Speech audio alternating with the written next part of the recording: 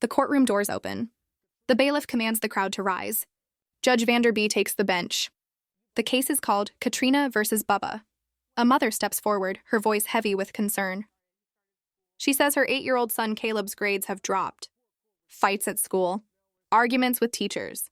A once bright student now spiraling. She blames Bubba, his drinking, his job, his choices at home.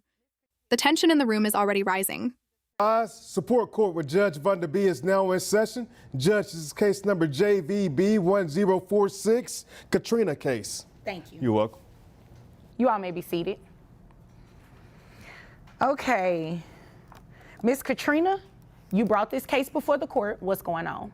Well, our son Caleb James, he just turned 8, and he started school, and already he started having school issues in school. He's been getting into fights with other kids. He's been arguing with the teachers. He's not been doing his homework, and this is completely new behavior. He was an A and a B student, and now his grades are also dropping. And I think it has to do with what Bubba here is doing at home. Okay. Well, what is Bubba doing at home? So he's a truck driver, and during our marriage, there were a lot of issues with that. A lot of, strange women. Katrina describes her former marriage: infidelity, alcohol, drugs. She fears the past is not in the past at all. She insists her son is exposed to chaos whenever Bubba is around. Bubba tries to speak out of turn, but the judge cuts him off. This courtroom will not tolerate outbursts. The mother presses on. Her words paint a picture of a boy caught in a storm he did not create. A lot of alcohol use, and I think that hasn't stopped. And now I think that that's affecting Caleb. I don't think so. Excuse me, sir. Once it is your turn, I will come to you. That's the first thing. Second thing, those loud outbursts, they will not be tolerated. Continue. Thank you. So during the marriage, there were a lot of issues with infidelity, with drug use, with alcohol use, and he's still doing the same job. He's still driving the same routes. And so I think he's still bringing these same people into Caleb's life, into his home with our son. Oh my gosh, okay. Well, is there anything else you wanted me to know before I move over to him? I don't know. Okay. Can I call you Bubba? Sure. Bubba, is what she's saying true? You cheated on her, you're using drugs, Now Bubba takes the floor. Calm, steady, but defensive. He works 1 week on, 1 week off as a truck driver. He insists he never drinks while behind the wheel. He admits to drinking at home, but only occasionally. Then the accusations fly both ways. He claims Katrina is promiscuous, bringing men around their son. The judge listens, but her eyes narrow. She knows the truth lies somewhere in between. Drinking alcohol, you're doing all of this while you're transporting things in an 18-wheeler? No. I actually work 1 week on, 1 week off. Okay. So we have shared custody. So all right. The week that I work, she has custody of Caleb. Okay. The week I have off, I have custody of Caleb. All right. Now, some of the things she's saying, yes, I do drink sometimes, Are you drinking while you're driving that 18-wheeler? I do not drink while I drive, no. All right. I drink occasionally when I'm home. It's not too bad, but with... Well, where would she be getting that from? Well, I have a lot of female clients that I do transport for. So she thinks that I'm, getting these jobs because I'm sleeping around, which she's very promiscuous herself, so... Oh. Yes. Caleb has told me that she has brought in a lot of men around him, and he doesn't know who they are. The conversation shifts. Caleb's health insurance? Bubba pays it. $75 a month. Katrina wants child support. Her reason? She lost her job during COVID. She was once a chemical engineer. Now she says there are no jobs comparable to her field. The judge listens, pressing her for details. Okay. So Caleb is just seeing a lot from the both of you, sounds like. Maybe not. Okay. And Caleb, he's 8. Who pays health insurance for Caleb? I do. All right. How much do you pay? $75 a month. Okay. And Miss Katrina, you're looking for him to pay child support? I am. Based on what? So when COVID hit, I lost my job, and I just haven't been able to find a comparable job to that. And I was doing engineering. And you can't find anything comparable during COVID No. in engineering? No. So my degree was in chemical engineering. Okay. But all the jobs I've been finding have been mechanical engineering, electrical engineering. I haven't found something that's comparable to what I've been doing. Okay. I don't know. Katrina struggles to answer. She admits she's interviewed only a handful of times in 6 months. Bubba interjects he believes she hasn't tried at all. He even claims she's been dishonest about her job search. The tension is sharp, the room thick with judgment and frustration. The judge challenges Katrina. With an engineering degree, how can she not find work? Know much about engineering, but how much more different is it? I mean, I think it's pretty different. You think, but how different is it?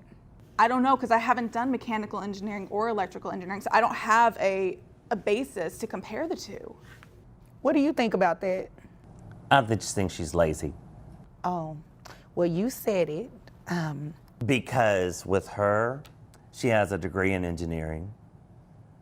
Chemical engineering. Wait a minute, stop right there. You have a degree in engineering. Yes, that's how I got my job in chemical engineering. Right. So you can't do a general engineering job with that degree? It's not comparable to what I was doing. That wasn't my question. Have you looked for jobs that will pay you for general engineering? Yes. All right. The judge turns to Bubba. Does he truly know she hasn't gone to interviews? Bubba cites a friend, then blurts out accusations of an affair. The courtroom bristles. Judge Vanderby brushes it aside. That's none of my business, she says firmly. Then she delivers a striking observation. She hasn't heard one good reason to place Bubba on child support.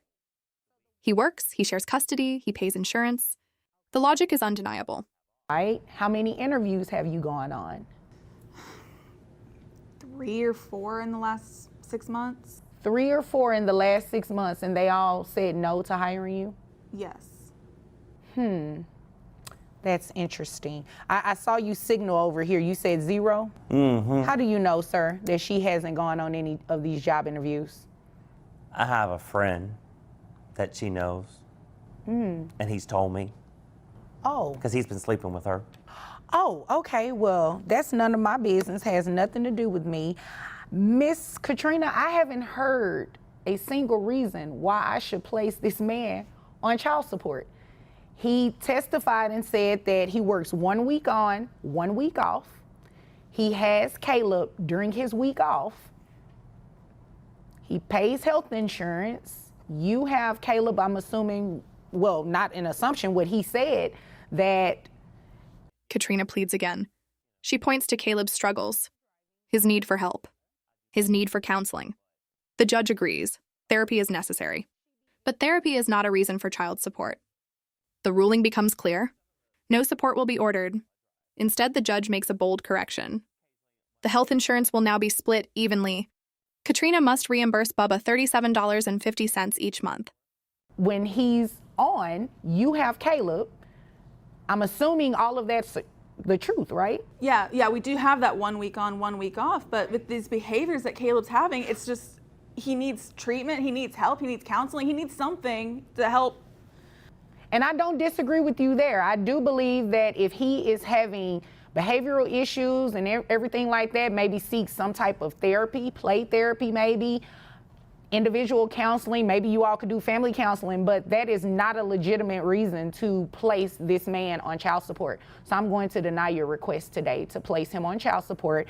And in addition to denying that request, that $75 that he's paying, I'm going to have you split it. Since you share custody, you need to share costs too. So $37.50 is what you will be reimbursing him for health insurance every month. Is there anything further? No. Is there anything further, sir? No, ma'am. Okay, well, if there's nothing further, you all are dismissed. The ruling is final. Both parents are dismissed. But the lesson is not over. Judge Vanderby turns to the audience. She breaks down the case with calm authority. Shared custody means shared costs. The law is clear. Child support cannot be demanded when both parents carry equal weight. The courtroom grows quiet as her words sink in. Thank you, ma'am. You're welcome. Hi guys, it's me, Judge Vanderby. I wanted to go over what you all witnessed in the Katrina case. Well, in this particular case, mom was bringing dad to court so dad could pay her child support. What are some things that stood out to you? Dad said that he worked 1 week on as a truck driver, 1 week off. And the week he was off, he was in possession of the children.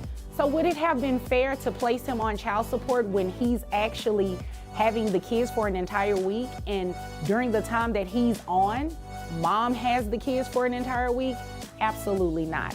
So in this particular case, that's exactly what you witnessed.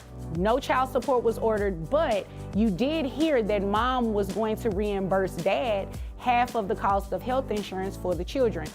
It was the right thing to do in this given scenario, and that's how. In the end, this was not just about money. It was about accountability. About two parents who must put their son before their bitterness. Caleb deserves stability, not blame. And as Judge Vanderby closes the case, her words echo with power. Shared custody means shared responsibility. That is the law, and that is the right thing to do.